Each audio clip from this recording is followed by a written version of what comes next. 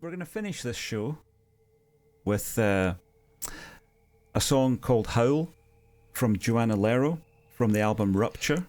This album took a long time for Joanna to make, and I know that she's another one of these, like Brad Sucks, I suppose, one of these people who is really seems to spend a lot of time or take a lot of time with each track.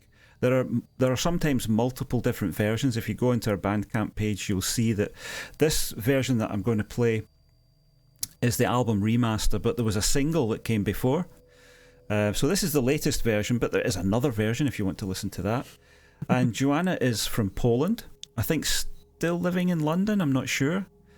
I think she plays all the instruments on this herself. And I've been friends with Joanna for, my God, more than 10 years probably. When I say friends, you know, we corresponded about music and things like that. And for me, she's got one of the best female voices I've ever heard. And I guess that's a matter of taste, because everybody will have their own favourite voice style that they like. But this reminds me quite a lot of Nico. The very first album I ever bought was The End by Nico, which I loved. I loved that voice, just that the mystery of her voice is incredible, and I think Joanna's got a lot of that. So we'll listen to that now. So this is Howl, the album remaster by Joanna Lero from the album Rupture, available on Bandcamp.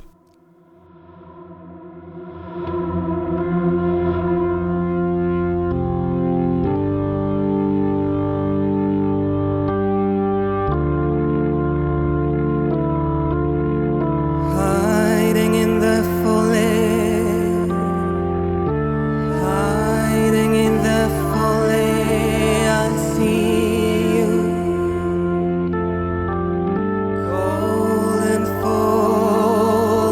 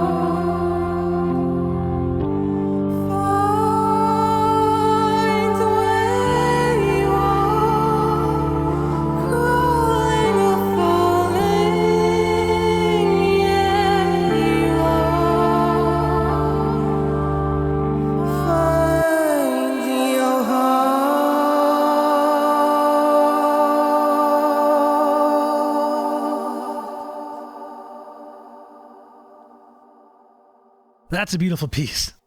I'm having a hell of a time figuring out what she's singing about. And every time I listen to it, I pick up a few more, but it seems very cryptic and there's a lot of imagery going on, I think, and that it's not being very poignant with the statement,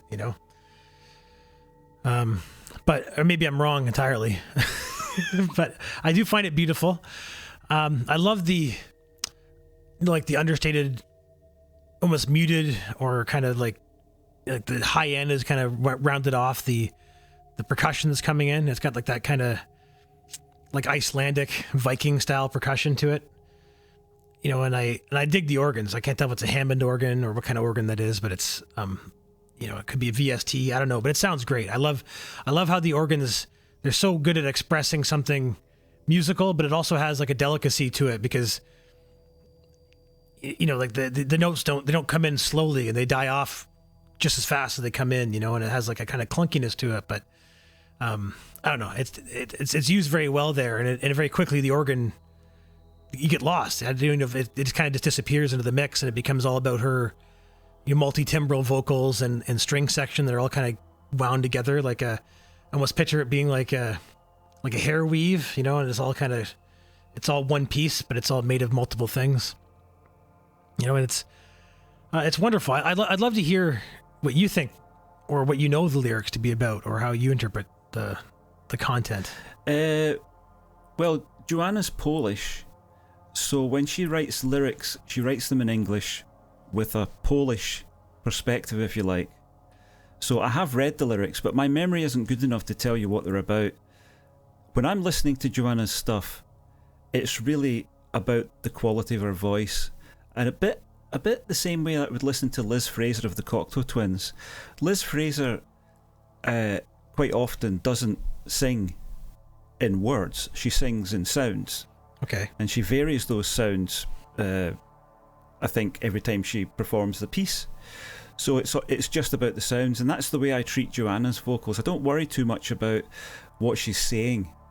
I just love the timbre of it, and the way that it just, there's something. I was listening to that, goosebumps all over my arms. It's every time, and I've listened to that track 100 times, and it never ceases to have that effect on me. And a lot of her stuff is like that. This is the one that I thought was probably the best produced of what she's done, because she started off, when I first knew her, she started off as someone that didn't really know very much about music production, and she got a friend of mine called Will Gell, who's also got stuff up in Bandcamp.